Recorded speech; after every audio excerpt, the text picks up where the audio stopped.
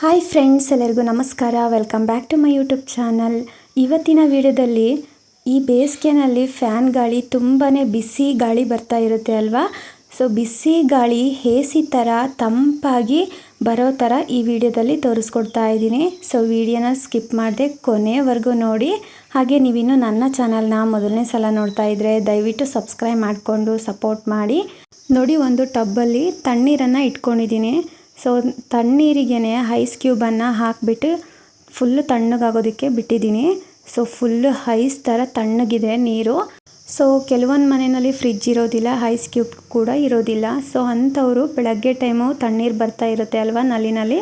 So ಅವರು ಈ ಥರ ಮಾಡ್ಕೊಳ್ಬೋದು. ಸೊ ನೋಡಿ, ಈಗ ಆ ತಣ್ಣೀರಿಗೆ ನಾನು ವೈಟ್ ಒಂದು ದಪ್ಪ ಬಟ್ಟೆಯನ್ನು ನೆನೆಸ್ಕೊಳ್ತಾ ಇದ್ದೀನಿ ಹಾಕ್ಕೊಂಡು. ಸೊ ನೀವು ದಪ್ಪ ಟವಲ್ಲು ಅಥವಾ ದಪ್ಪವಾಗಿರುವಂತಹ ಒಂದು ಬಟ್ಟೆನ ಈ ರೀತಿ ಫುಲ್ಲು ಒದ್ದೆ ಮಾಡಿಕೊಳ್ಬೇಕು. ಸೊ ಈ ಥರ ನೆನೆಸ್ಕೊಂಡ್ಬಿಟ್ಟು ಸೊ ಆ ನೀರನ್ನು ಸ್ವಲ್ಪ ಹಿಂಡ್ಕೊಳ್ಬೇಕು. ಸೊ ನೋಡಿ, ಈ ಥರ ಹಿಂಡ್ಕೊಳ್ಬೇಕು. ಸೊ ನೀರು ಇರಬಾರ್ದು, ಫುಲ್ ಒದ್ದೆ ಇರಬೇಕು, ಬಟ್ ಅದರಲ್ಲಿ ನೀರು ತೊಟ್ಟಿಗೆ ತಿರಬಾರ್ದು.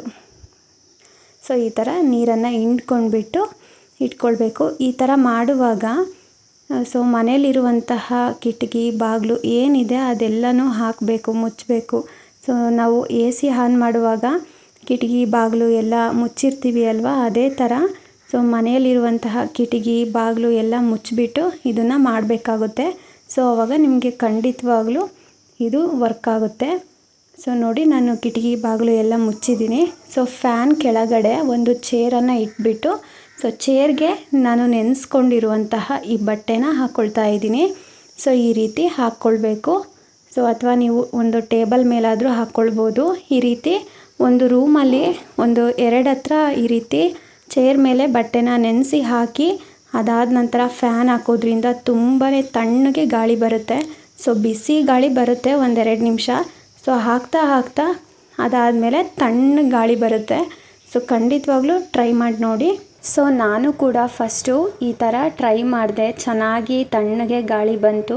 ಹಾಗಾಗಿ ಈ ವಿಡಿಯೋನ ನಿಮ್ಮ ಜೊತೆ ಶೇರ್ ಮಾಡ್ತಾ ಇದ್ದೀನಿ. ಸೊ ನೀವು ಕೂಡ ಟ್ರೈ ಮಾಡಿ. ಹಾಗೆ ನಿಮಗೆ ಈ ವಿಡಿಯೋ ಯೂಸ್ಫುಲ್ ಆಗಿದೆ ಅಂತ ಅಂದ್ಕೊಂಡಿದ್ದೀನಿ. ಯೂಸ್ಫುಲ್ ಆಗಿದ್ದರೆ ಪ್ಲೀಸ್ ನನ್ನ ಚಾನಲ್ನ ಸಬ್ಸ್ಕ್ರೈಬ್ ಮಾಡ್ಕೊಳ್ಳಿ. ಹಾಗೆ ಲೈಕ್ ಮಾಡಿ, ನಿಮ್ಮ ಫ್ರೆಂಡ್ಸ್ಗೆ ಫ್ಯಾಮ್ಲೀಸ್ಗೆಲ್ಲ ಈ ವಿಡಿಯೋನ ಶೇರ್ ಮಾಡಿ. ಹಾಗೆ ಈ ವಿಡಿಯೋನ ಸ್ಕಿಪ್ ಮಾಡದೆ ಕೊನೆವರೆಗೂ ನೋಡಿರೋ ತಮ್ಮೆಲ್ಲರಿಗೂ ಧನ್ಯವಾದಗಳು.